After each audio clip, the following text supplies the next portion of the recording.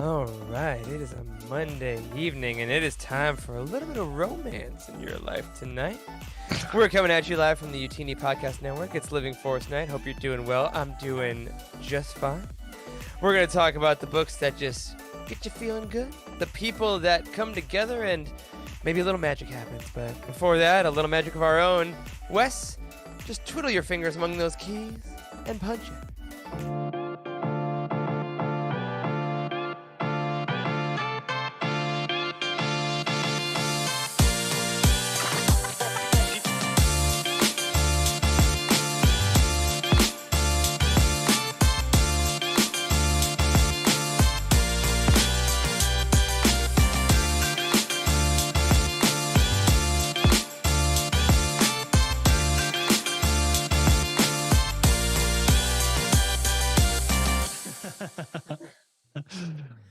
Hello, everyone, and welcome to the Living Force, a Utini Network podcast all about the Star Wars books we love and those that love within Star Wars books.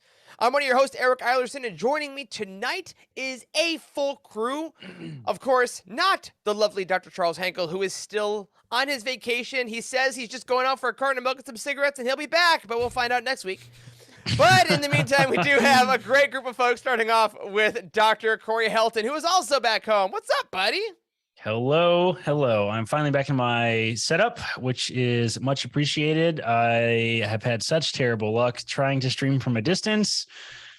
Ooh, it's going to be hard. I'm going to Hawaii in the next couple of months, so that's going to be tough. We'll see if that works or not. Yeah, I'm happy to be here.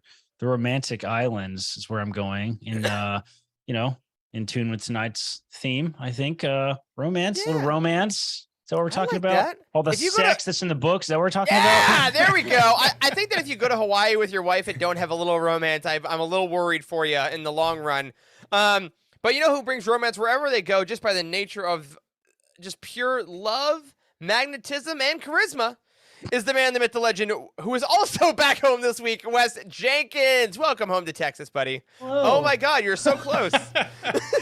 Yeah, I'm blurry for some reason. Okay, I'll just stand right here. Yeah, I've arrived back in Texas. I was in Cincinnati, Ohio, the chili capital of the nation, for work. That's right. And I didn't have any chili, which is weird. But I networked. I networked with people at work, what you're supposed to do in those type of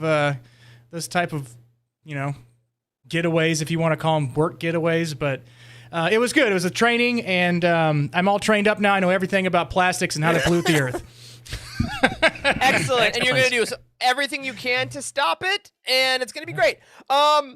But someone else who is joining us tonight from our sister show, The Cosmic Force, and from last week's episode of Living Force, she did so well, we just had to have her back to talk about this very special topic. It is the glorious Miss Emma Park. Welcome back. Hello, it's good to be back. I just realized something. Why is it that I'm always on the weird, sexy shows? What a question! Remember I was on the High Republic Draft episode? Draft episode, the which weirdly turned into, like, sexiest episode? Yeah. It was the weirdly sexiest episode. Now I'm on forgot actual about romance episode. Listen, you invited yourself to this one, so this doesn't This is count. true. This I is did. not on us. This is not on us. You just knew this is what it was going to be. That's why Yeah. you're here, right? I had to do it. Yeah. I had to do it. That's to you. right. That's right. Well, regardless of pre-planning, we know that later on the show will get away from us as we do talk all about Star Wars romance in honor of Beth Revis's upcoming The Princess and the Scoundrel. Again, this book isn't coming out for a couple of weeks, but due to our roundtable schedule, it's going to be great. We decided to move it up a little bit and celebrate some romance in Star Wars tonight. Before we do, of course, we have a little bit of news we want to talk about. Before we get into that, if you're watching us on YouTube, make sure to like the video if you haven't already. Subscribe to the channel. We got great video content coming to you all the time on the Utini YouTubes. And if you're on Spotify, you're on Apple Podcasts, you're on Podbean, I don't know the other ones. Make sure to rate and review us if you haven't already. It does help folks find the show. And more important than us, it just makes us feel good to know that you like the show. Makes me happy. Work can be hard. Anyway, what made work great today, folks, was a drop that we knew about last night, but some of us woke up this morning and got to witness in its full glory the official trailer, not teaser, the official full trailer for Andor, or Andor, depending on who you are. And we got this glorious Look at this poster. poster, Y'all, whoo! For our audio listeners, I mean, come on, you watched the trailer. And you saw this poster. It's very much the Rogue One poster with Jyn up at top, and now we got Cassian and the whole crew below. We're not going to go into a whole big thing now, but folks, I just wanted to ask you, what did you think about this trailer? Because it seems like the reaction is like universally positive about how this looked. Emma, you watched right before the show. Why don't you go first? Yes. Yeah, I watched it literally 10 minutes ago because I was at work like the whole day and forgot my headphones, which is really sad. But yeah, oh my God, it's so good with the Star Destroyer coming over. You instantly knew in the first like 10 seconds, okay, things are gonna get a little wacky. Yeah. Like, it was insane. And just seeing the Senate again, like, holy smokes, what? Like, political drama, yes please. More Mon Mothma, more Mon Mothma outfits, yes, we love. Yes. Saw Gerrera, like, what? I didn't see that coming, actually. Get those for sure. checks for us, Whitaker. He's in everything. It's A amazing. non-gray Saw Gerrera. He looks fantastic. This is like the 5th version of Saw Gerrera we've had. Yeah. This is Yeah. like Think it's about like in the vibe seems to be like that kind of like Rebel Rising, like borderline terrorist Saw Gerrera, which is yeah. Love it. interesting. So What if we see a young Jyn, y'all? Like, theoretically. wow, that would be Theoretically. interesting. Bring back It the could same happen. actress. I Why could have not? It's been sworn like that I 6 heard her years. voice. I could have But listen, sworn that I heard her voice. It was such a good trailer. I'm super stoked for this. I'm not gonna lie, like when all the shows were announced, this wasn't like super high on my list. It's not that I don't love casting, it's just other things kind of interested me more. But now I'm like on the train. I want to watch Yeah. Rogue One like tonight. Like, I am super hyped now. Yeah, for real. Yeah. I mean, this looks like, I mean, we always say that it looks like movie quality because it always does, Yeah. but the scale of this looks different Yes. than Yes. the show, right? I mean, like just the number of ships and planets and stuff happening in the background, like it just is very impressive. Like Yeah. I feel like Kenobi upped the scale in a lot of ways, but it still felt small because it's about Kenobi, right? Where this is like, this is like about the rebellion. Like this is everything. Yeah. Like this, all the OT is based on. So like, I'm jacked for this, man. This is maybe one of the best trailers, maybe the best trailer ever that we've ever gotten. I loved it. I thought it was phenomenal. Just that small minute and a half that we got, we could tell like the scale of this trailer. It just seems so much bigger than Obi-Wan did. There was just a couple scenes in Obi-Wan where I felt like they were kind of in a tunnel. But this one, I mean, it's just so open, and like I'd said that it looks massive, looks movie quality. And Eric, you had said that they're on location, right? They're not on a green screen like some people do for their shows a couple weeks ago. Yeah. They didn't have the Utini technology. But yeah, they did release in Empire Magazine. They did say that, Mandalorian, Kenobi, all these shows have been shooting on the volume, which is incredible. I mean, the volume is one of the most incredible technological feats we've seen in our lifetimes. But for Andor, they did film this entirely either on locations or built sets. They filmed at Pinewood in the UK where they filmed the movies. Like they really got tangible and you can feel it. And I think that adds to the Rogue One feeling of it. Like Rogue One is so great because it is so gritty. Like you can feel the environments and you can feel everything that's going on. And man, it's a mixture of both the aesthetic, but also just seeing Diego Luna in this role again, man. I forgot how much he just embodies Cassian. And like everywhere he moves is so great. I love Stellan Skarsgård's character. I know I joked about it at the top, but the way he just says Cassian Andor, I'm like, that's not how it's pronounced, but who cares? Like it's very It much seems like something he would do, honestly. yeah, like hot hand. I'm like, Hand. awesome. Let's keep going with it. Yeah, so excited for all these characters. I think it was just, I agree with you, Corey. I think it's maybe the best quality trailer we've gotten, at least of the live action shows. I mean, some of the saga films with nostalgia and what have you might be ahead, but I think it's easily. The writing. Yeah, the dialogue and the writing is really, really good. I mean, Andor is like, it's so easy to get into your house. Like, dude, that is so powerful. And there's a lot of layers to that, not only in Star Wars terms, but in like real world terms too. Like it's kind of meta. It's interesting. Yeah, it's really good. Yeah, I love that stuff. I think this is going to be a great TV show. You guys know how much I love Rogue One. I'm so jacked for this. Like, and it's 2 seasons, reading 2 of them right out the gate. Yeah, So, Long guaranteed seasons. that. Yeah. 12 episode seasons, which of course leads to the other big announcement that we found out this is no longer premiering on August 31st. It is instead premiering on September 21st. So we have a 3-week delay, but Oh boy. They are releasing the first 3 episodes Oh boy. on September 21st. So for those of us that do get up before work to watch these, gonna be a I rough don't one. know what to do. Take the day off. I might. It's 3 hours. Is this a Wednesday or a Friday? It's a Wednesday. They're doing Wednesday. Wednesdays Oof. again. Oh, it's in the middle of So- the week. Yeah, hump day, Make it Andor happen. day. That's great for Like me. that, That's the like- only like- day of the week I don't have any classes, so we're good. Yes. Happy for you, Emma. I hope you enjoy your last appearance on the show. But yes, look forward to Andor, everyone. And of course, we talked about it last week. We will have our Bounty Hunt recap show will be returning when Andor does. And now we will have a little bit of a break, which I'm not super mad about between this. Now, when September and the weekends roll around, we'll be recapping the shows and enjoying them all. And we cannot wait to see more of this show. I hope we kind of don't get any more TV spots. I'm good. I got it. I cannot wait to see it. Couple other cool things I wanted to share before we get into some other news. Personal news. San Diego Comic-Con happened recently, and there were some Star Wars exclusives. And y'all, after years and years of searching, I finally, for a decent price, was able to get the Queen's Shadow Yay. convention exclusive hardcover. I've been looking for this since Chicago Celebration, which I didn't go to back Man. when this podcast began. Wow. That's all I was looking for this. They had some extra hardcovers, which was great. Nice. And the dude that bought this for me was kind enough to go to the Del Rey booth and pick up another little goodie for me. That's this guy right here. Oh. Brand new. The High Republic Quest of the Jedi poster. I don't know where it's going.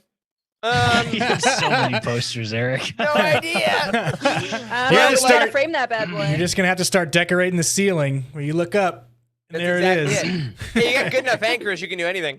But yeah, I was so stoked to get this, and of course, it does have the full crawl for Phase 2 on the back. Oh, sick. So yeah, was very stoked to get these things. I think it was so fun that the High Republic had such a good presence at Comic-Con because again, this is international. This is where Marvel announced their stuff, which is amazing, and the High Republic and Queen Shadow and all that stuff was still big. So thank you to Herm Wong, shout out for my contact in Star Wars book groups on Facebook. Was able to pull those away for me. So very stoked. Well, at least Love now we awesome know bounty why. hunters. Oh yeah, for sure. I know why we lost or had so many technical difficulties at the beginning of the show. Now is we were talking about Queen Shadow. Oh my Oh, God! jeez. Queen The Shadow. curse returns. The It- curse oh, it never returns. will let Please us- don't speak of it again, scripts. like at I all know. tonight. That's Yeah. it. I'm putting it away. But I do also want to let folks know over at utini.com, we always got great updates going. The site has been filling with amazing content. And if you missed it last week, our review for Padawan is on our YouTube channel. It is our buddy Nathan did a great job with it. I hope you enjoyed watching it. If you're a homophobic troll that was commenting on it, go screw. But everyone else, I hope you have a great time reading the book and watching the video. All right. Homophobes can go screw. Direct quote. Put that on a shirt. I'll wear it. But who cannot go screw, or can if they so choose, are our lovely patrons over at utini.com/Patreon.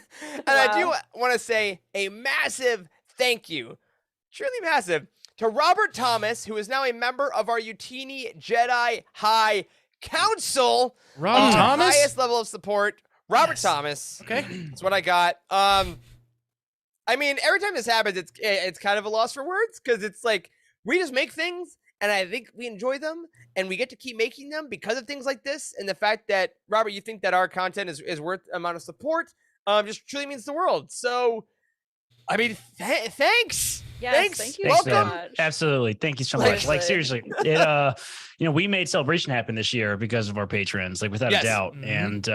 And we got to do like a cool background and lots of equipment, and it was fantastic. I hope one day it can pay for all of our flights, or our My hotel room gosh. Yeah. a night. Because let's be real, unless we're making like hundreds of thousands of dollars, that's that's what it will cost. I mean, Yeah, So- exactly. But it did allow us to meet new people and then spread the word and get more people on the Utini bandwagon because they were just like, I've never read the books. Which one should I Yeah. try? And then we just gave them some recommendations, sent them on down to the Del Rey booth, and so we kind of had a partnership there. Yeah, it was just Definitely. such a blast, and people like you, Robert, and all our other amazing patrons just make it possible, and it feels amazing. So thank you. And if you want to join, of course, you can go to utini.com/Patreon, patreon.com/utini, whichever one you like, and join up. We got new episodes of our Patreon exclusive podcasts. I can say now because it is uploaded and ready to go. This Wednesday, the Ghost Crew is returning with me and Charlie, going back into our Star Wars Rebels watch and analysis.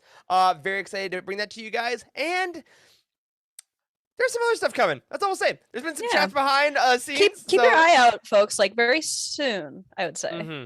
Very soon. And we also have some great projects coming up. So thank you all. And speaking of our patrons, we have a lovely Patron of the Week this week. We're bringing this segment back as best we can. So Corey, I'm going to throw it to you. I believe our Patron of the Week is also in the chat tonight. Excellent. Well, welcome, Dave. You are our Patron of the Week this week. And Dave wrote us in his story, which is really good. You know, if you're one of our patrons and you've never been featured as Patron of the Week, you don't necessarily have to get on camera. If you just want to tell us your story, that's also welcome. So this is from Dave. He is Rocky Zim. I think that's in our Discord. That's right. Yeah, Rocky Zim in our Discord. He says, "Hello there. Thanks for making me Patron of the Week. My name is Dave, aka Rocky Zim in Discord. I am Canadian and live in Manitowaning, Ontario. I'm a school social worker and enjoy working in the mental health field with students.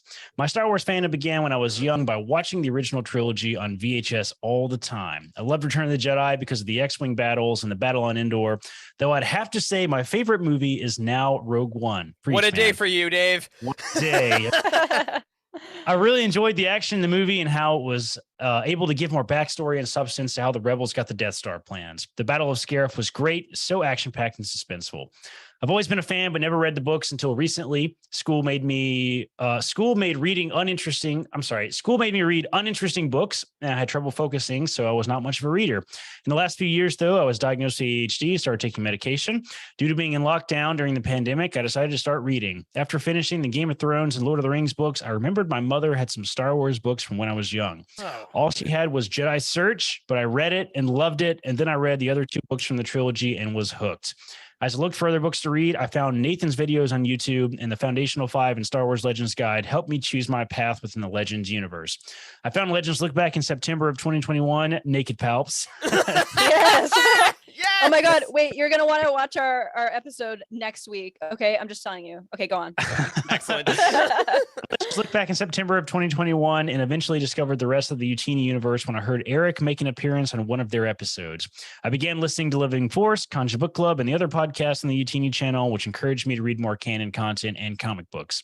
Utini has really been helpful in my Star Wars journey. I've been able to find books about the characters I like, and they have helped ensure I don't miss any details from the books along the way. After using my 2-hour commute to listen to the majority of the Utini podcast, I made the choice to join Patreon and get access to even more episodes. I love listening to y'all, laughing on my way to and from work, and learning more about the Star Wars universe. I also wanted to help support Utini so more content can continue to be provided to us. This is like an ad, man. Like, this is fantastic. This is amazing. I enjoy connecting with everyone in the Discord and love being part of the positive community. I'm grateful I found you and have discovered that reading is fun and enjoyable. I also want to say congratulations on the success of Utini. Since I've joined, I've noticed how it continues to grow and gain recognition within the Star Wars community. Keep up the good work. Question time. If you could tell a story within the Star Wars universe, what story would you want to tell? What medium would you like to use? What characters would you like to write about? I would like to write a book about that includes Maul, Ahsoka, Ventress, and Quinlan working together to save the galaxy. It'd be like a suicide team that has to work together to defeat an enemy from another universe or something. I just think it would be cool to see how they would interact and use their abilities to complete their mission. May the Force be with you, Dave Rocky Zimb. Man, what a message! What a message! Yeah. Also, what a picture! I missed those solo things at the movie theater. We all took those pictures. Those were the best. I know. Wow. What story would you want to tell? Which is so specific because it's kind of like we've gotten like, oh, what do I want to see? But if we were telling it, you know, what can you use your voice like? And what? I mean, obviously, live action naked palps, right, Dave? Oh my god! Just the blur around the pelvis. That's it. Well, depending on your Patreon level, there's blur or no blur, Wes. I think that's how it works. Not everybody has HBO, Eric. Jesus.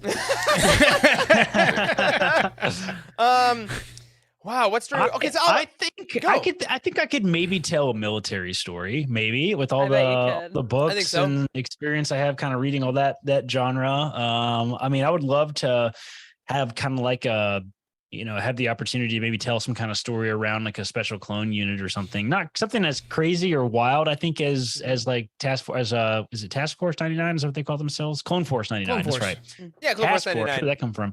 Yeah. So maybe not as technical as that, but just like a normal group. I feel like I could maybe piece that together and then have a bunch of editors laugh at my skills in a room somewhere. I mean, maybe. Yeah, kind of like maybe like a Battlefront Twilight Company type thing. Yeah, you kinda pick something your own kind of like that, company. maybe. Yeah. Yeah, Okay. I like that. Go ahead. Wes, what you got? All right. No, I was gonna call it. Wait, Justin in the chat says he wants to continue to tell his Star Wars Leia Luke swap fanfic.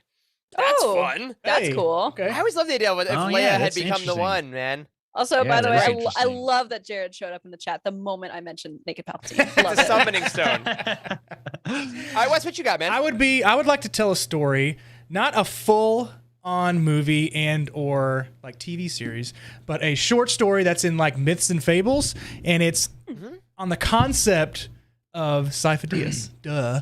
So I would There just we go. change the name How much you love somehow to be Sifo-Dyas. like Sufo, Theus or something like that. Sifo Dyas is what they said in Plagueis, I'm pretty sure. I think that totally, Wow, yep. totally Oh, just wow. screwed up the name, or was it right? But I would tell like a story about the premonitions and then something that actually came true that he had a vision about like months before, and you could make a whole book of short stories about that, about having all these premonitions and them coming true, and he's just like, Yeah. why don't y'all listen to me for once? It's all real. It comes true. Like go like to chapter 20. It's like, see, the 20th time it's happened. He's like the Cassandra of Star Wars. I love it. He like keeps a journal and he points back. Go to page 52 in my journal. I predicted it. These were the winning Mega Millions lottery numbers, and I could have been a billionaire. Don't you even. Someone in Illinois got that, and it wasn't me. $1 billion too, right? I There's thought a $1 of billion. Eric. I was like, what if Eric got a It's, ticket? it's only 700 million if you do the one thing, and there's taxes. So can you even live on that? Anyway, Emma, what about you? I feel like this is a little bit predictable for me, but I'm still gonna say it because Do it's it. what I want. I definitely would like a story set after episode 9, focusing on whatever Rey does. I feel like a lot of us kind of assume that she's gonna Yeah. start up a Jedi Order, but I don't know. It doesn't necessarily have to be that. She could be, fighting off the remnants of the First Order or something like that. Maybe she goes into hiding and wants to live a normal life. I don't know, girl. Do what you want, but I want to Goes back to Posada and just like parties the whole time. Just like, I was at the festival. And honestly, Listen, I don't think that this could be like a live action thing. I think Daisy's pretty done with Star Wars for now. But it honestly, I know I'm biased, but I feel like it would make a good comic. Like, yeah. Yeah, I don't know. yeah. Yeah, but after listening to Shadow of the Sith, which features a lot of young Rey, right? Yeah. Like, Mhm. I didn't realize how much I wanted that too. And I think I'm with Yeah. you. I think I would like the story to play out in the literature universes somehow rather than on screen. And maybe we can come back on screen like after a lot of Yeah. time has passed, Yeah. but like there's more room to, I don't know, quote unquote, make it right. If you want to say that. I mean, I don't really like Yeah. saying that, but you know what I mean? Like kind of making it all, giving her character development, like the time and the pacing that it needs. I think it could Yeah. happen in the book. So Give her a little Give bit of some more more context. closure. Yeah, exactly. Love that. Yeah. All right. I will also be pretty predictable. I'm gonna do a live action show. Maybe just a couple seasons, maybe. And it's Bale and Bria on Alderaan, but like right after they get Leia. So like we've seen Leia, Princess of Alderaan, Leia's point of view of her parents are always in meetings and stuff, and we always see that.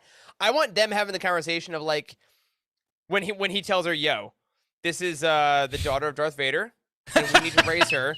Also, the Emperor, the Senator, he's evil, but we need to start like I want to see them actually form the rebellion in their living room and like have like Political rebellion. yeah, I and, love and, that. and having to hide it from Leia and having to be new parents at the same time and having like that whole thing. There's so much tension, that's very and good. also their marriage is still like seemingly strong, but there were some nights where they were just like not like making time for each other, and I think there's a really And cool Bria's story with them. health issues. Yep, Their Bria's Oh, yeah. health stuff. transplants and I was gonna say maybe there's some also like to see.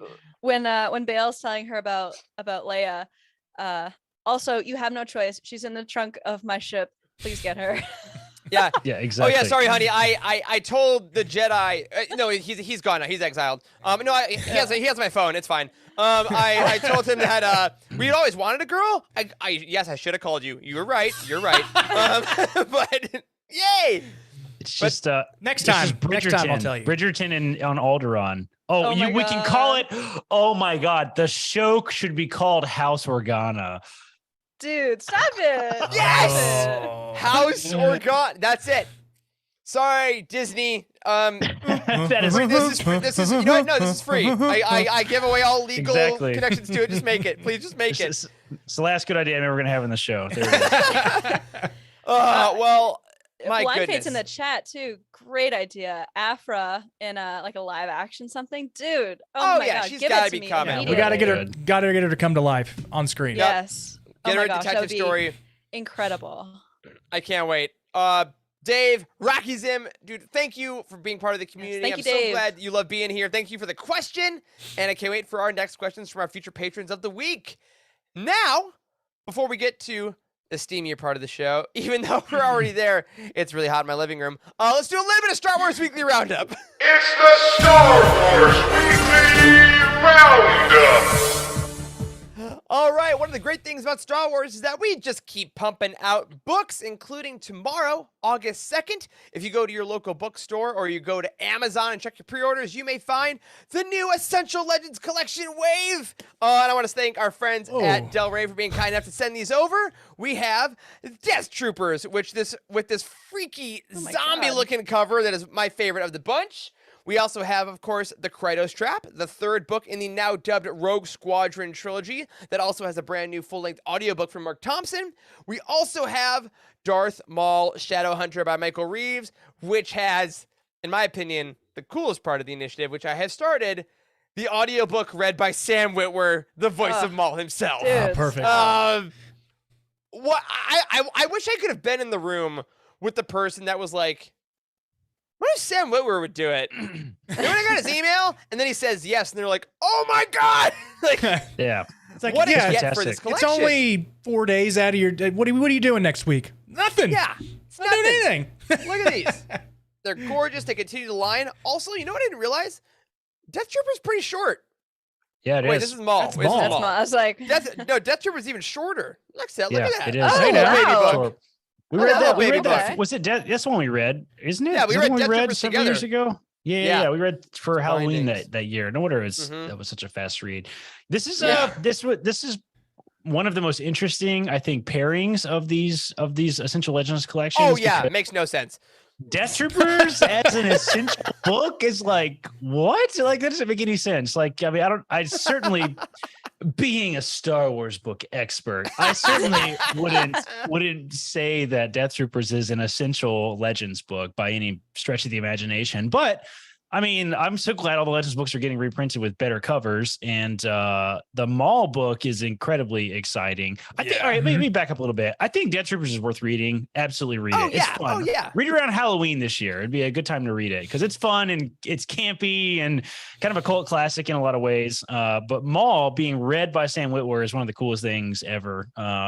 He loves working on Star Wars projects. I love getting, celebrity voices to do the audiobooks, and they usually kill it, especially folks that Yeah. have any voice acting experience. Oh, yeah. oh, the Ahsoka audiobook. Yep, with Ashley coming and oh do my that. god. It's just Mhm. so fun. It's Yeah. so Yeah. fun. So with these Essential Legends collections, does that mean they come with the audiobooks? Do they I don't come think along so. with it or no? No, you gotta do No, it doesn't come separate. with it. I This is know. the perfect time. If you don't already have Audible, this is the perfect time to do it. Like even if you can't afford Audible, sign up with a different email if you already have At if you already done one trial. utini.com/audible. But you're Yes, not yeah, saying that's that as an audible. official advice. That's right. Not official advice. This isn't medical advice. I'm not your doctor. youtube.com/audible and start a trial, and we get some kickback from that, and it helps support the show. And you can listen to Sam Witwer, and you can cancel your trial. That's part of the experience. You can cancel the trial. You don't have to pay for it. So, it's worth doing. Check it out. Audible's a lot of fun. That's how love they it. get you, right? Because it's so good. Oh and yeah. Yeah. you sign up for it, and then you never cancel like I did. Like 5 years ago. I've certainly had Audible longer than I've had any other digital subscription. I've never canceled it. So Yeah, love I've purchased subscriptions for my family members. I bought my sister one for her birthday, and she got a Nice. year's worth that's a great of books. present. Yeah, she loved it. I will I also actually- say, I have my Emma, go ahead. dad doing Audible. He asked me, he's like, I want to read a Star Wars book. And he read it, but it took him a long time because he doesn't have a lot of free time, but he has a long commute to work. He has like 45 Yeah, minutes each that's way. the thing. And I got him on Audible. I have access to his account. I just buy whatever books I think he'll like. And he's like, he'll text me. He said, okay, I finished it. What do I read next? And, So awesome. it's really fun. And he just finished Rebel Fantastic. Rising, which is really cool because it's like nice. perfect timing with Princess and the Scoundrel and with Yeah. Andor. It's like really perfect. Yeah. I was just going to say, if you like this one, then next month, if you have another credit or what have you, Princess and the Scoundrel, when it comes out, is actually going to be read by two narrators, Yes. Mark Thompson and Saskia Marveld, two of our favorites. Mark Thompson obviously does a ton of work. Saskia Marveld did such books as Leia, Princess of Alderaan, and Alphabet Squadron. And because it's Han and Leia, Mark Thompson will be doing the Han chapters, and Saskia does the Leia chapters. Which is So- new. That's new. They've never done that That's before. new. Heard They've of never that, done. yeah. It's kind of like an audio drama in a lot of ways where they have separate Yup. roles. And I love that. That is I so love fun. it. I think it's a smart decision. Yeah, can't wait. So that's obviously coming this month. Now for something that's coming on a little bit later in the year. We got a new High Republic show this week, and we got some new concept art. Christina Ariel gloriously hosted the show and kind of took us through all of Phase 1. There's a great Phase 1 recap if you haven't watched that or thought about that in a while. But most importantly, we got some art from Phase 2. Let's go to our first picture here, which is Salandra Show from George Mann's Quest for the Hidden City. I think she looks awesome. I love the arm wraps, very like Avatar The Last Airbender inspired here. I thought it was great, but her most important thing is what is on her back. And the quote, it says, like her weapon of choice, Salandra views herself as a shield against evil in the galaxy. Let's go to that second picture to get a look at what her weapon is. It's a lightsaber it's so shield. cool. It's a lightsaber shield. Lightsaber shield. Oh, okay. I Now it makes sense. saw this image and did not realize that is what this was. Holy crap. That is interesting. You always think like there's no way they're going to think of any more lightsabers, but they do. Every single they think of all the new lightsaber. A shield. This is wild. How does this And work? it's beautiful too. I know. I have was no just gonna ask idea. that, does the gold part not have any protection? No. You can see This the reminds me emitter of, on the like- left. Right. And this reminds me this- of like Sabine and Bo-Katan's like hollow shields they Oh, use yeah. and stuff like to Good deflect. call. But Okay, yeah, yeah. but that's only part of it. But All right, hold on. so for, So for is audio listeners, this shield it's round and the lightsaber's like attached to the back. So you would hold it and your fist, your flat part of your knuckles would be up against the shield, if that makes sense. Yeah. And I mean, I guess you could punch somebody in the face like while you're you could slice them up while you're, like, sideways fighting too. with them, right? So Yeah, exactly. looking at the previous picture, what is on her hilt on her belt? Is that another hilt? What is that? maybe it Blaster? detaches. That's definitely a lightsaber, but maybe it detaches. I don't know. Interesting. maybe That's like- her, 'cause that's it's not her, like, active cutting on her- lightsaber. Yeah. Could be. Yeah, there we go. Maybe she does like a It's sword two. shield Just two thing. different ones. Go back to the shield too. Is this double sided? It sure It looks like it's double sided. It It definitely does. does. Yeah, it's doesn't- two emitters for sure. What the heck? This is the most insane lightsaber design I've ever seen. So a shield Clever. and two, like a Darth Maul-esque double-sided lightsaber. This Is that seems what provides the woefully. energy for the blueness? You know what I mean? Oh, maybe. Yeah. Now you're looking at it, does look kind of like an energy, like just like Sabine shield, battery. just like Yeah. yeah. Ooh, Justin has a great point. Maybe it's like the Vector. Remember how they kind of plug in the lightsaber to the to the ship, and that All like right. is the Oh, weapons. yeah. So maybe you just plug it into the shield. Regardless, I will say when hopefully I'm in London next year, all you cosplayers, for the love of God, someone make this. Oh, man, I that'd need be to nuts. see this shield in like get this man a shield. I need to see this in person. Absolutely freaked out about this. But of course, that wasn't the only picture that we got. We also got concept art from Convergence, Zoraida Cordova's upcoming adult novel from Del Rey. And we got one of the lead characters in our third picture here, Axel Greylark, who, I mean, this guy, we Is all he knew what this hot? guy. Oh, yeah. Look at those knickers that he's wearing. Like, The he is most, an- just the most anime character in Star Wars that I've literally ever seen. Oh, yeah, Like, I mean, he looks like came right out of a Japanese dating sim. He is a for our audio listeners, again, not to keep us on the right feed, he is an F boy, if you will. I would say. And he is the chancellor, one of the chancellor's sons. In the book, so he's the cape definitely shows that royalty air. God. He also reminds me a lot of someone said of I think it was Caroline in our chat said of, was it Mako from the Legend of Korra? Yeah. He looks just like Mako. That's a great one. Yeah. Yeah. I love the But- cape. The cape is over the top. It's so good. It's why very is everyone in the High Lando. Republic so hot? I don't understand. It's, What's I, it? it's, I Everyone's don't hot. know. Why They not? are. You're right. I think they It's decided a that. made-up universe. They can do that. Like, Also, speaking of tonight's main topic, this is going to be a romantic book. And I think if you're going to have someone who's Yes. romantic, that makes sense with this young oh, yeah, lad. it's a good choice. But of course, we don't have And just good books author coming choice. in. Oh yeah, phenomenal for Cordova. We don't just have books coming in the next phase. We also have comics. We've seen a few covers, but we finally got some variants for the High Republic issue number 2 that gives us a look at some of the main characters. First off, we have Rachel Stott, who illustrated the monster at Temple Peak, and she illustrated Maddie, the Twi'lek here. That gets, I mean, just a great action shot, an amazing look. I love these single character covers quite a Eric, lot. I thought you said her name was Rachel Stott, and I was like, what kind of a name is Her that? name is Rachel Stott, the Jedi. Wow, Rachel. okay.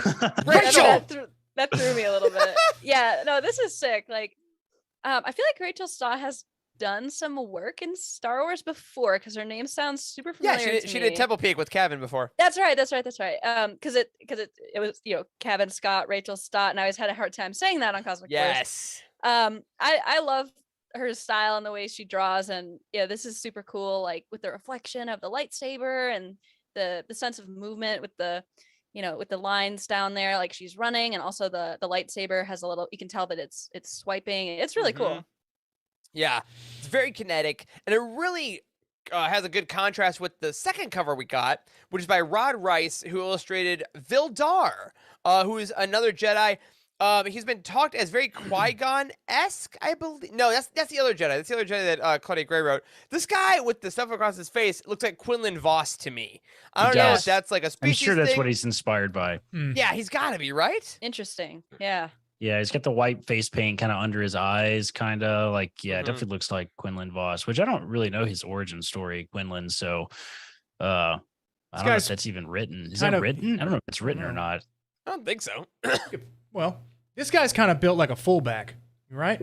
Yeah, He's he got- is the Mike Allstott of the High Republic. Absolutely. there was Just nobody say it, like but I Mike didn't know how to Allstott. say it respectfully. You know what I mean? That's for all 6 of you that love Mike Allstott that are listening, and Wes. Yeah, I love these two. I love how different they are, and apparently they're going to be together, like fighting or searching or whatever have you. So I always love when there's contrasting characters. So that'll be a lot of fun. Again, those come out later this fall. And even though it was teased at Celebration, we did find, or not Celebration, my goodness, at San Diego Comic-Con, we did finally get a high-res version of The Crawl for Phase 2. And I think that's really great. And it says, Quest of the Jedi, it is a time of great exploration. In an effort to unite the galaxy, the chancellors of the Republic, working alongside the courageous and wise Jedi Knights, have dispatched dozens of Pathfinder teams into the farthest reaches of the Outer Rim. But it is also a time of great uncertainty. Communication is unreliable, and tall tales of mysterious planets and monstrous creatures abound. Prospectors and pirates roam the frontier, and the worlds of Iram and Arona are locked in a forever war. That was in caps lock audio, listeners. And on the far-off planet of Dolma, more caps lock, a new threat to the galaxy is beginning to emerge. 4 ellipses. This looks and appeared in Reddit like a Jeopardy question. It's That's so blue funny. background with the white text. It was like a Jeopardy question. Oh It's It my funny. so God. does. What Eric, when you were reading is? that, it just made me realize how excited I am for the High Republic to come back. Like, it just sounds know. so good. I love this initiative, and I Yeah. think this is gonna be just so much fun. I think it's gonna throw a few people, going back in time. It might, it might make some people not as excited for it, maybe because they're like, oh, it took me forever to get used to this era and these characters and what's going on, and now we have to go backwards and I still don't know anything. But I think it's gonna be worth it. All good things that are worthwhile are worth the wait. So there it is. Yeah. I mean, when you think about it, it just feels like the High Republic has been a year ago, right? It's only been just a couple months. So it kind of says like to the fact that it was so good that it feels like forever since we've like had a piece of literature, whether it be comics or novels. But yeah, I mean, here we go. It's coming up. Cannot wait. It's going to be so fun. Glad we got all those looks. Again, go watch the full High Republic show on the Star Wars YouTube channel for that, and an interview with the new authors to the initiative, George Mann, Tessa Gratton, and Zrata Cordova. They have a roundtable with Christina Ariel where they talk about their projects and things they're bringing to the High Republic, in addition to all the original story architects. All right. Now, my friends, it is time for kissing. Star Wars romance! So tonight we wanted to talk about the romantic part of Star Wars because though Star Wars has long been about wars and has long been about battles and Jedi and the Force lore, it has also forever been about relationships and love stories and the highs and lows of being together with someone during the toils of war. So I wanted to ask you all, upcoming this year, we have The Princess and the Scoundrel, of course, in a couple weeks, and Convergence, which we just talked about from the High Republic, which both seem to feature a lot of romance from the authors and from the subject matter. So I wanted to just kind of start off with a basic question. Why does romance seem to be more prevalent in 2022 in Star Wars? Like, what might be causing this in our reading circles right now? That's interesting. My gut reaction is to say that it's because we don't have a lot of it in Star Wars. Sure. And maybe what we have gotten from it, things like Lost Stars and A Crash of Fate. I feel like those books performed way better than anyone expected. And maybe they're just wondering, like, is romance what the people are looking for? Is that what they're seeking in their lives? And I feel like the answer might be yes. So I feel like it might be some sort of experiment to see, like, should we add more romance in our quote unquote, regular books, or like, should we throw in some more romance books in our slate of content? And I think it's a great idea. I love it. Yeah. I love that idea. What's what you say? I do think that it heightens the storyline, and like within the story, if it is a relationship between a man and a woman, a man and a man, a woman and a woman, what have you, it makes maybe possibly one of the other partners more risky to do something, whether to save their life or to like keep them out of harm's way, something like that. So it heightens the story, whether it like creates dramatic scenes or it makes you like your heart pound as you're reading it, but it adds another element there that you wouldn't regularly see with somebody who just doesn't care about anything. They just don't want to die, right? I mean, yeah, you just don't want them to die. I mean, Corey, would you agree? Like, is everyone just a little more horny this year? Like, what's going on? Thanks for that question, Eric. I think I would say that the show creators or the literature creators, they simply listened to our High Republic draft episode. They were so inspired with our comments that they were like, that's it. Needs to be more sex. That's it. Yeah, I don't know why this particular last couple of years or whatever we've gotten more romance. I think Star Wars storytelling is taking bigger risk than it has in recent years. I mean, there's certainly, we've talked about this, that this is sort of what defines, we talked about this on our panel at Celebration. This defines what we think about as modern canon Star Wars storytelling is like, when they started taking more risk and telling more stories about characters that had impacts on like the Skywalker saga and things of that nature, right? Like the storytelling got better. It seemed like, yes. What is happening? Like in Star Wars Brotherhood, where they got a risky romantic scene. Literally, pretty risky.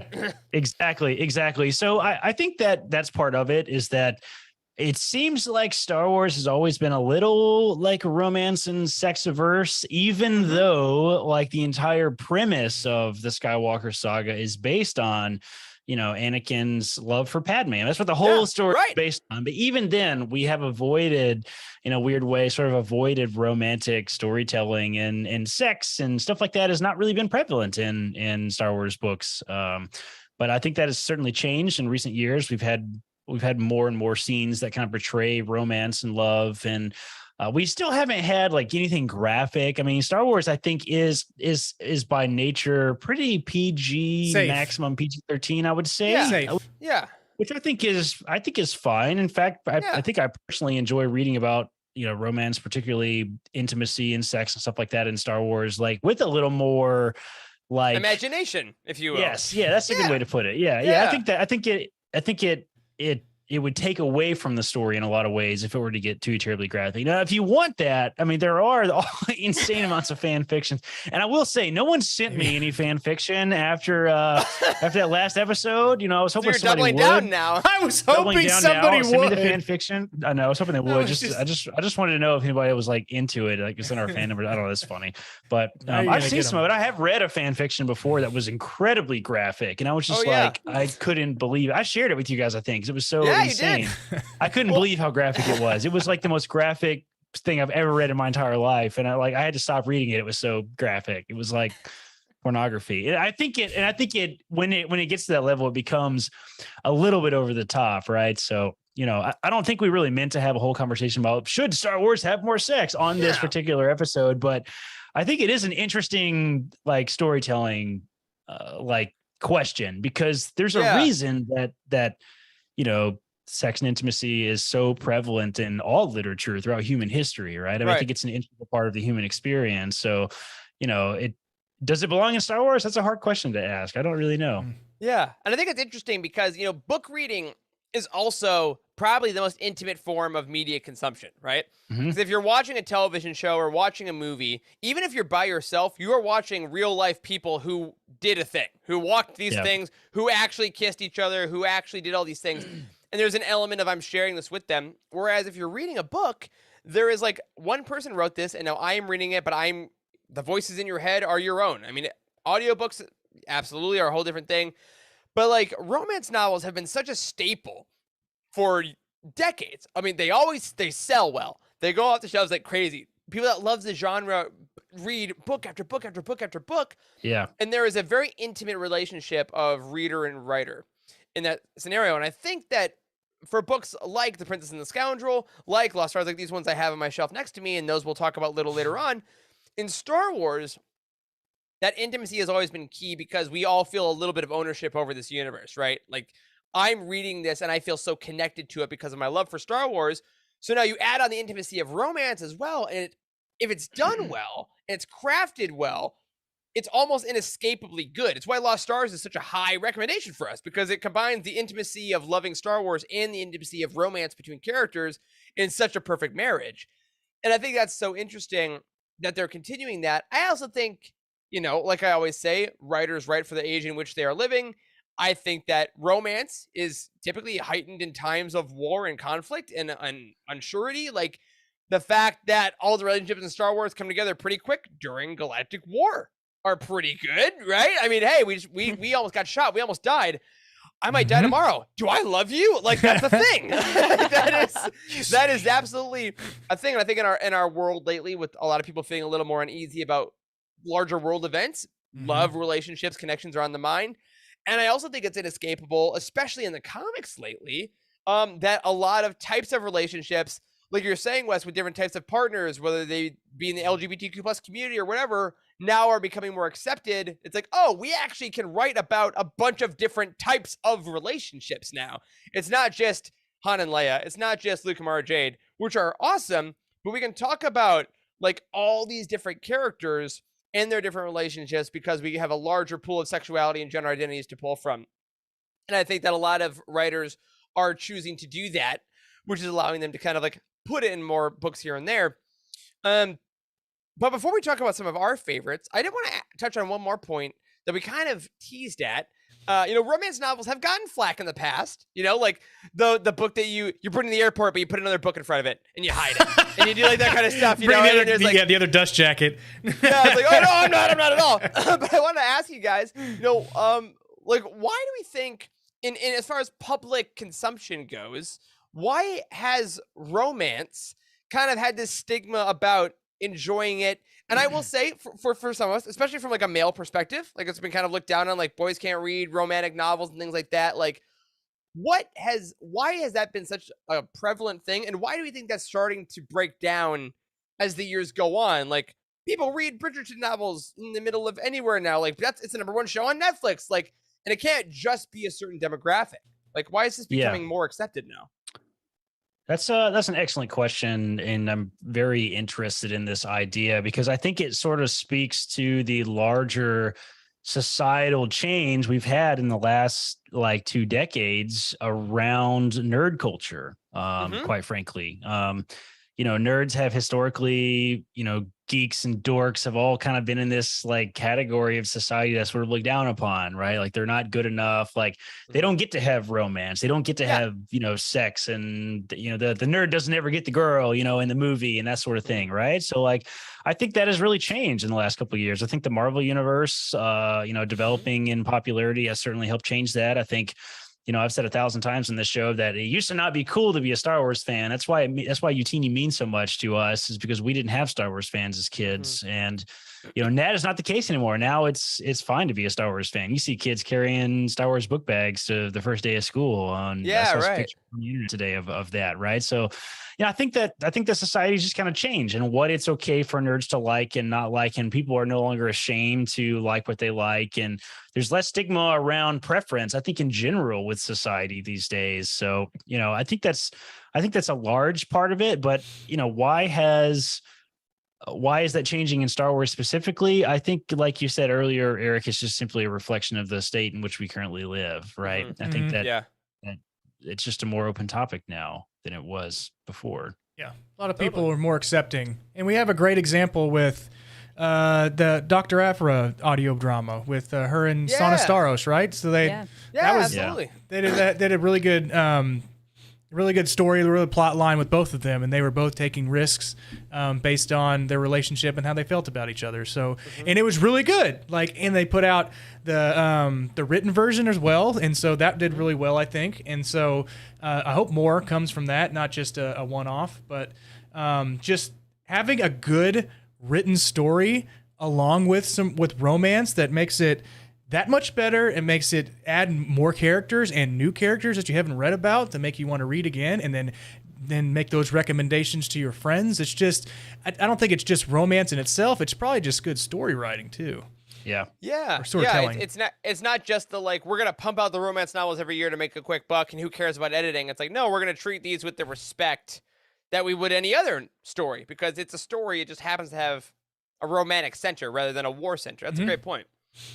Yeah, and I know, like, Emma, obviously you've come up in like a slightly younger generation than those of us. Like, how have you seen it evolve even in the last couple of years as you've kind of had the most formative kind of parts of your media consuming life? Yeah, I definitely think a lot of this change that we're seeing in Star Wars right now has to do with a change in the way society views romance and sex. I think it used to be, so, and in some cases still is, but I think it used to be something that like nobody could talk about, like, super hush hush. And Leia showed her ankles in the 80s. I mean, I heard about it. No. Yeah, I mean, Hey. so scandalous, really. How dare she? I think we're just getting used to just being more open about ourselves and each other, and being more open to hearing about each other's experiences too. Like, now it's totally normal and acceptable for like straight people to enjoy stories about LGBTQ couples and stuff like that. Like, that's more acceptable now. Not that it should have been accepted anyway, but society, there's definitely a stigma about it. Yeah. Like, why are you reading that? Sure. Why do you care about that? Like, yeah, absolutely.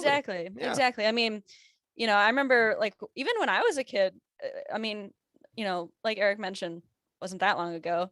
I remember like sex and even like the human body was still like super stigmatized. Like, Mhm. you know, Mhm. sex ed wasn't really, it was kind of like non-existent, honestly. Like even in my day and age, and I'm only 21. But I feel like all that type of stuff is starting to get a little more accepted. You're able to be a little bit more open about it and discuss it a bit more. And I'm glad about that. I think it's healthier. Like, Yeah.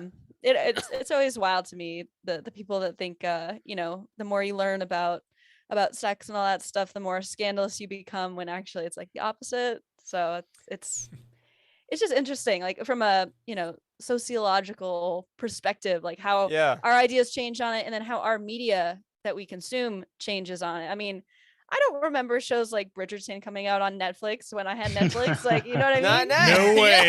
Yeah, no. But now things are different, and Yeah. you know, I think that our media, it is catching up to how our society views things now. It's not an instantaneous change with our ideas, because the media has to be made when our Yeah. ideas change, and I think now we're just starting to catch up to it. Yeah, and I think also, as we said with the High Republic, with the Andor trailer, everyone's just super hot now. So it's like, why would we not have them be romantic? Exactly. It's amazing. I mean, So it's low hanging fruit, really. come like, on now. it's their fault. So on that note, I actually did give our lovely bunch here, I gave them a homework assignment this week to What? decide in the history of Star Wars. Wes gonna do his homework now. There's a lot of great romances, there's a lot of great couples, and there's also a lot of great books and comics that do feature romance. Like we said, we're getting more now than we used to. But I wanted to ask, just go around the horn, guys. What is your favorite romance or couple in Star Wars? And what is your favorite romantic book or comic in Star Wars? Now, whether that is solely romantic or it has your favorite part of romance is up to you. But Emma, as our featured guest, and as someone who I know, based on some notes, is going to bring some cool stuff to the table, start us off. Who is your favorite romance or couple? And what's your favorite romantic book or comic in all of Star Wars? Yes, I am going to start out by saying I cheated, because I Atta girl. The words you don't want to hear in romance, actually. Oh yes, that's true. That's true. Because I couldn't pick just one couple. I was debating between two couples, and I was like, you know what? I need to mention them both. So I decided to do one from a book and one from a comic. So I'll start out with my book couple first. And at first, this is gonna sound strange to people because they're like, you know, isn't that from a TV show? No. Hang on a moment. Hey. I am going to say Kanan and Hera. They are truly one of my favorite couples in all of Star Wars. And I think a lot of that has to do with Rebels, of course, but I think a lot of people forget that they first meet in A New Dawn by John Jackson Miller. That's right. Which is so formative to their relationship. And we get to see, like, you know, how they kind of like thought of each other at first and how they treat each other at first, which obviously, like, those moments for any couple are huge and very important. And the other time we see them too is actually, this isn't super well known. A lot of people think that the Kanan the Last Padawan comic is just about Kanan as a Padawan, but it actually takes place around a frame story that it takes place like during Rebels, you know, when they have like Ezra and Sabine and Zeb, and so there's a little bit of that story going on. I just love the relationship so much. They're so sweet to each other, and you know, kind of, you got that like mom and dad vibe with their crew, with the whole found family thing, and I think they work so well together, but they don't let that drag them down. Like, they don't let their work and their relationship kind of like get in the way of each other, and I think that's a great example for a lot of like modern day, you know, couples in real life. Yeah. I remember specifically in Rebels whenever it was the episode where Hera's father comes back into the mix, and then Kanan is so nervous, and he's just like, I could listen to your stories all the time, like Mr. Hera or whatever his name was. Like, I think Kanan and Hera are arguably the most relatable couple in all of Star Wars. And I think that makes them very appealing to a lot of people. Like, I think I identify with Hera a lot because she's like really, you know, she takes charge, she's kick-ass, and she doesn't let like whoever she's in a relationship with change that about her. And I really love that, and I aspire to be like her in that way for sure. So I definitely wanted to shout them out. The other couple I had that I just had to mention, it was kind of teased earlier, that Dr. Aphra has a lot of great relationships in that comic, whether it's with Dr. Aphra or with two completely other characters. But one that I definitely wanted to shout out that I really love, really enjoy, and we bring up, we've brought up quite a bit on the Cosmic Force is Dr. Aphra and Magna Tolvin from the 2016 run of the comic. This was like a super momentous moment in Star Wars for representation, not just Star Wars comics, but like in Star Wars in general, because it was honestly one of the first, if not the first time we saw like a visual, like an official visual representation of an LGBTQ couple, like actually showing affection for each other. Specifically, if you guys want to see it, issue 16 in the 2016 run is when Aphra and Tolvin have their first kiss. And I remember reading the comic thinking like, oh snap, like they did that. That's awesome. And honestly, I mean, I know 2016 wasn't that long ago, but I mean, we weren't seeing that type of stuff in 2016. And sure. I do want to shout out Kieran Gillen, who wrote that comic. I think it was just so like courageous of him to write a LGBTQ woman of color as the main character of his story. Like, I mean, I respect that a lot, and I think he did it very well. And I think Alyssa Wong, they've picked it up and really run with it as well. If you read this the 2020 run now, we have another LGBTQ couple that doesn't involve Aphra at all. And I think it's really awesome that we're getting more representation in general. Like, if you want more representation in your media, Dr. Aphra is one of the best ones to go to. It's won more than one GLAAD award for LGBTQ representation. Yeah. And I love that couple. And also, I mean, aside from its, groundbreaking nature, it is a very interesting relationship because it's very much the enemies to lovers trope. They hate each other. But the interesting thing I find about this one specifically is that Tolvin still decides to work for the Empire. So she loves Aphra, but knows she can't be on Aphra's side. So they love each other, but they can't like work for the same side. And I find that very interesting. I don't think that happens super frequently in Star Wars, and it's a very fascinating relationship. And certainly, I had to point it out. Love that. Yeah, Aphra's been such a monumentous book for so many reasons, and it's taken up so many like evolutions over the years. And again, as we've said, she's one of the characters I will be shocked if we don't get in live action in the next few years. For that reason and a ton of others. Great pick. Corey, I'll go to you, man. Who's your favorite couple, and what's a great Star Wars romance book for you? I wanted to do a really hard pull for mine, and Great. I would be surprised, honestly, if any of you guys even know about these characters, quite frankly. Ooh. So this Whoa. is now. Let's take a walk back in time on 103.7 The Love. All right, so baby. It's Luke and Leia in Splinter of the Mind's Eye. Yes, exactly. No. That's dark and disgusting. Nobody wants that. Nobody wants that. All right. You guys know that my Star Wars journey began with Legends, and I famously, read the 9th book in a 9-book series, the Legacy of the Jedi series, when I was, in like 7th or 8th grade. And I specifically remember a couple that I thought was very interesting and well written. And it's not Luke and Mara Jade. Like, Luke and Mara Jade were always interesting. Mara Jade is fiercely independent, and she meets Luke and Enter the Empire. So their origin story is very, very good. And Tim Zahn wrote them phenomenally well. But I was always really interested in these two characters, Jaina Solo, the Sword of the Jedi, one of the children of Han and Leia. And she marries a character named Jagged Fell. That's really his name is Jagged. Everyone calls him Jag. And I thought this was a fantastic coupling because they were so weird and interesting. Jag, I'll give you a little bit of history of him. He served in the Chiss military. He's a human male, and he served in the Chiss military, which is very interesting. That's kind of weird and crazy. Yeah, it's a little odd. Yeah, it's very strange. Kind of like Eli Vanto in a lot of ways, right? Yeah, From Thrawn sure. books. He served in the Chiss military, and he later was very politically connected and even led for a little while the Imperial Remnant, like after Return of the Jedi and the Rebellion won, and they destroyed the Empire. There was a group in the galaxy in Legends that were still Imperial, not really so evil like the Imperials or like the First Order is, but like with the rigid order and strict adherence to law and like the Moff structure, they kept all that. It was the Imperial Remnant in Legends. They're like fiscally conservative Imperial Remnant. They're just libertarians. That's all they are.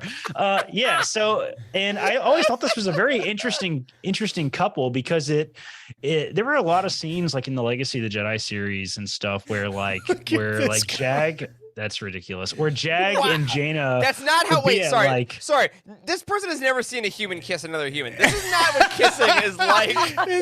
They get as long as Jaina also, Solo. Is that Kira, bro? I put there's a picture up for our listeners of basically. A picture. This is like an RPG like card. Like it's talking about Jagged Fells. Like he has a +1 power. He's a squadron power. Like what the hell is this? As long as Jaina Solo is in any arena, Jag gets 10+ speed. Damage control 1, and he's lucky 2 +2. Oh, that's great. Wow. Oh, and I love how they have a description of the picture. Jag and Jaina share a passionate kiss before preparing for battle. Yes. Oh my God. This is A+. All right, this is a perfect reflection of how romance is depicted in Legends a lot of times. But back to what I was saying. Yes. Jag and Jaina are interesting characters because when they're married, Jag is still very much involved in the Imperial Remnant, and it raises a lot of very interesting ethical questions over the dinner table. Like I specifically remember a story I can picture in my mind's eye where like Han and Leia have Jaina and Jag over for dinner, and like Jag and Han like get into it, like about like politics and shit. Like he doesn't get along with his father-in-law. You know what I mean? So like it's a very interesting dynamic to have.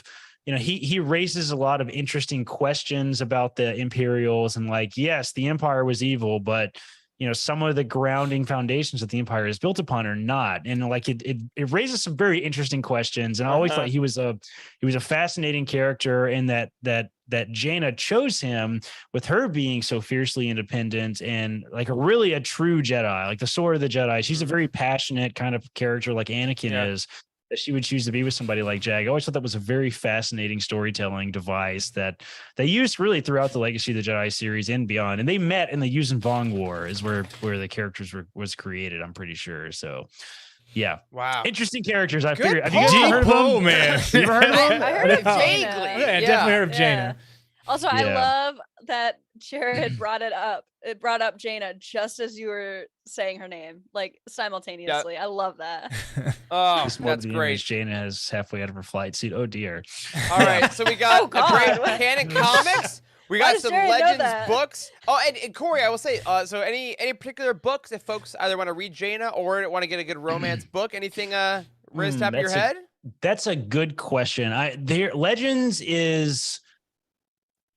Legends romance is different. I mean, it's like it takes you by surprise and is randomly around. You're reading about an X-wing combat in space, and you turn the page, and the next chapter is like a filthy romance chapter. Yeah, right. So it's like there's not really like a romance book necessarily that features Jaina, but I don't know. I mean, her Wikipedia article is insanely long. I mean, it's one of the longest I've ever seen. I mean, like. It's utterly over the top. There's a lot of images in here too, so I don't know why you pulled that terrible one, Wes. That was a good one. Had both of them in it. whatever. But I don't know. I definitely don't have one off the top of my head for these characters. If anybody in the comments has got one, throw them out. But yeah. Excellent. Gosh, we're going all over the place now. Wes, where are we going, man? You gonna ground us a little bit? Are we soaring? I'm going to ground you guys just for a second. So I'll start with my favorite romance novel, which caught everybody by surprise, but I guess shouldn't. And that was Zoraida Cordova's A Crash of Fate. So we both got it. Yeah, buddy. Look at that. So this one, this was Star Wars Galaxy's Edge advertisement, if you will, but it was anything but. It's a super good story. It was just a story between, basically, I wouldn't say it mirrored, but it's It's on the lawns of Lost Stars, so it has two characters. In this one, it's Jules and Izzy. They grow up together, they play together, they climb spires. That on this cover, if you can tell, look how big this damn thing is, and they're up there free soloing, by themselves. Like 10 stories up or something. I mean, good lord. But Yeah. eventually, Izzy's family moves out of the way in the middle of the night, and then her parents, over the years,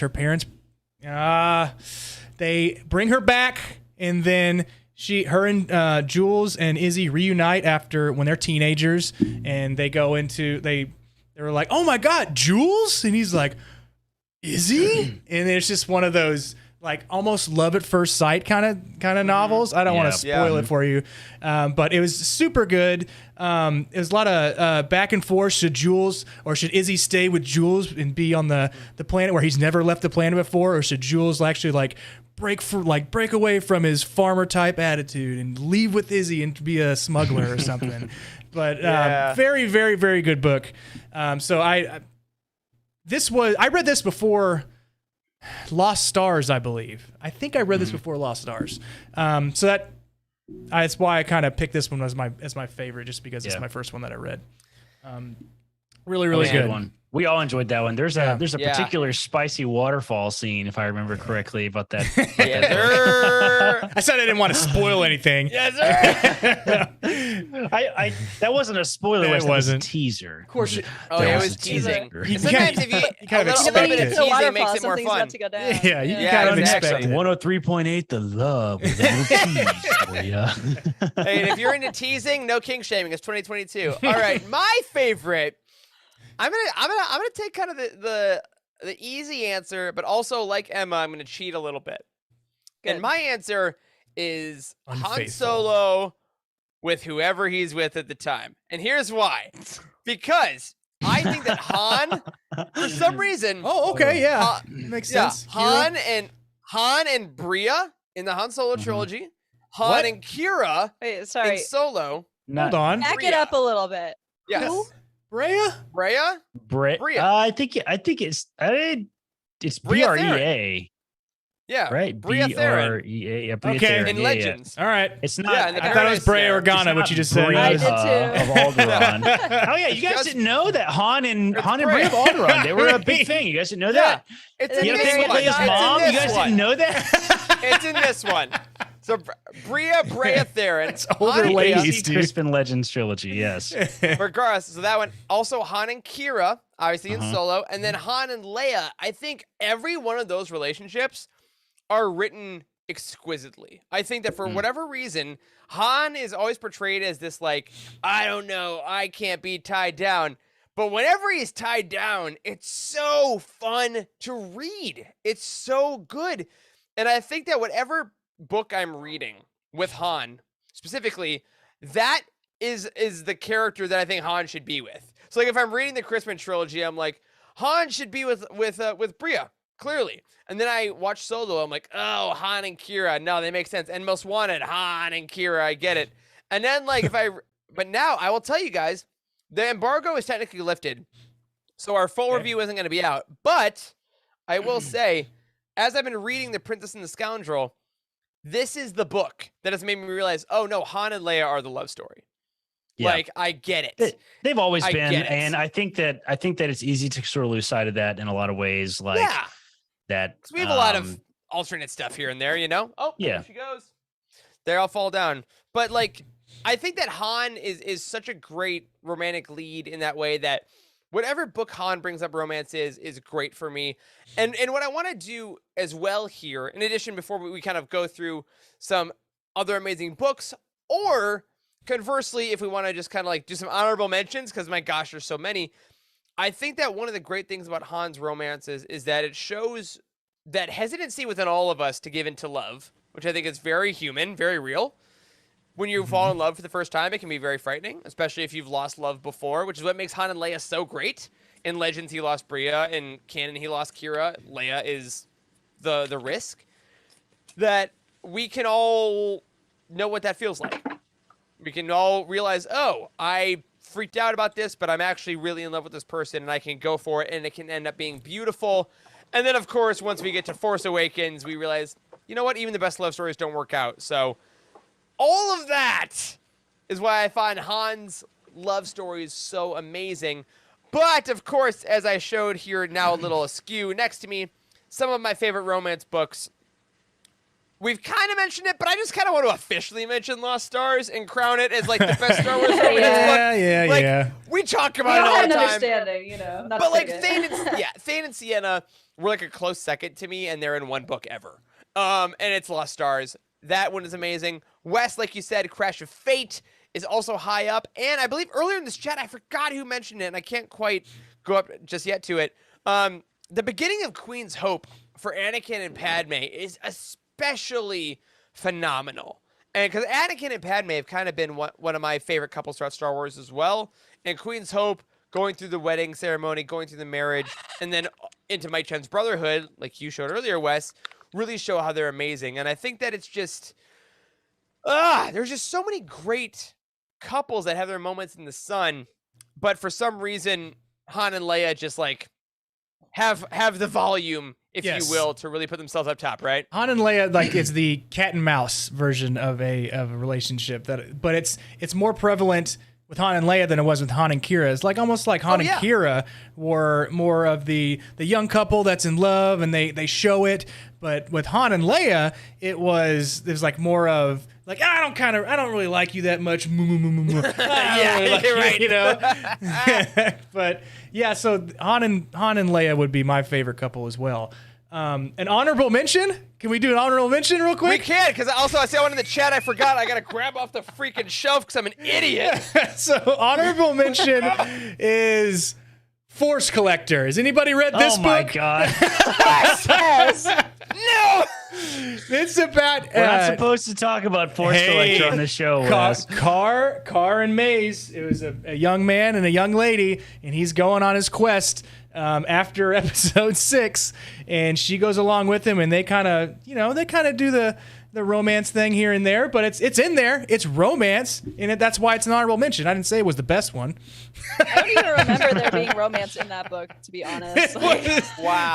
Not only people remember. Wes is still salty because you're supposed to do a round table. We never got around to it. read He it. actually read the book. I read it. All right.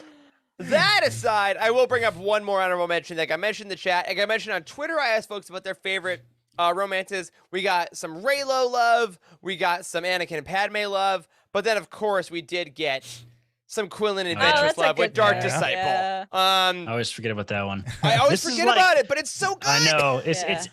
it's always like the underdog for some reason. Yeah. Dark Disciple is probably honestly maybe the most intensely romantic book that exists. Like that's Yeah. more Yes. about romance, I think, than Yes. honestly anything else. Like, Yeah. and Star that book is fascinating because it addresses what does romance mean for the Force? Like, like what is Yeah. that? What does it mean for the living Force? Is What a is pitch. nuts. What a Yeah. pitch Yeah. for that book. Just put that on the back of the book. You're good. Yeah. Like, Yeah, Yeah. I mean, I'm happy to put more things that I say on the backs of Star Wars books, Emma. Let me say. I mean, hey, as we're all honest, if you order, yes, CJ just ordered your hardcover copy of Dark Disciple. Nice. Excellent. nice. Yeah, if you get nothing else out of this episode, read Dark Disciple. It's Yes. very romantic. It's very great. If you want, again, a couple that really isn't found literally anywhere else, and you want to see just their little love story, that's also one of the best Clone Wars era stories in all of Star Wars canon. That's it. Now, Eric, I was in the middle of fixing my camera, but did we mention Most Wanted? We did not. We did not Oh, mention Most I wanna Wanted. That's mention- another one. I want to mention Most Wanted. My camera's Not being only- dumb. Chat about it, Emma. Yeah, not only is it a great book, but it's also, a great romance story, between Han and Kira, but it shows their really like early, kind of romance, like before we see them, in the, kind of flashback thing Yeah. in Solo. And I think it's a really great story, just seeing how, young love can be kind of reckless and dumb, but at the same time, like it can gain its legs too, which we see in this book. I think it's a very fascinating read. Yeah. Yeah. Yeah. We obviously didn't cover every single book that's got romance in it on this. Like, obviously, that would be an incredibly long episode, but we do have a romance collection over on the website, utini.com. Yes, we do. Yeah. If you click on book collections in the nav bar, you can get to our collections page, and there is a guide in there kind of about the most romantic books. Needs to be updated. I'm sure it's missing a few. But it is pretty thorough. And there's a lot of stuff. Yeah. It is it's in the YouTube description for the people who are live. Okay. Just go in there and click it and send you right to the page. There you go. And if there's an error 404, it's because Eric's adding books. And we do have a High Republic romance, Rail Avros, and everyone else that comes up. Anyone he meets. Also, I mean, Lula and Zine in the High Republic are one of my favorite couples. That's we right. got Elzar and Avar.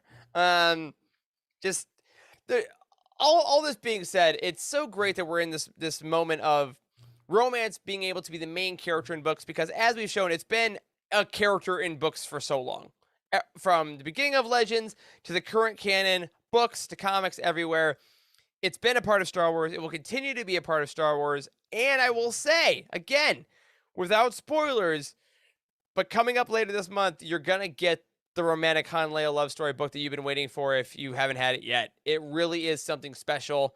They said it at Celebration. That's what it was going to be. And as you'll find out on the day when it releases on August 16th with our Utini reviews, that is what you're getting with Princess and the Scoundrel. So overall, if you love Star Wars romance, awesome. Keep loving it. Keep loving your couples. Search out other books with people that are finding love within a war circumstance. It's the most heightened emotions. It's the most heightened love. And I can't wait to get even more. But on that note, my friends, quick reminder. Next week, we'll be starting our roundtable for Shadow of the Sith. Less romance. Heads up. Less romance. A little bit. More A little bit. There's a little bit. Yeah, there's a little romance. There's just a lot more stabbing. Come check that out next week.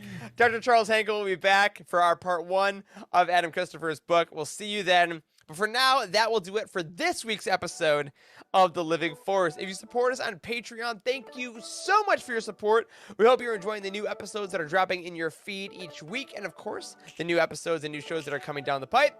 A special thank you goes out to Brian Dooley, Patrick Ortiz, Earl Q, Robert Thomas, and Carl Sander on our Jedi High Council, and Elizabeth Cloutier and Sally and Chris Eilerson on our Alliance High Command for their amazing support. You can find us on Twitter. I'm at Eric Eilerson. Corey is at Corey M. Helton. Wes is at Boss Wes. Emma is at Irma Jedi 26. And Charles will get his tag when he comes back. A special thank you to Matt Davenport, our amazing editor. Ryan, our graphic designer extraordinaire. And Wes, our producer and community manager. Thank you to Corey, Wes, and Emma for potting with me tonight. Thanks to all of you for hanging out in the chat and listening in whatever way you like. And as always, may the Force be with you.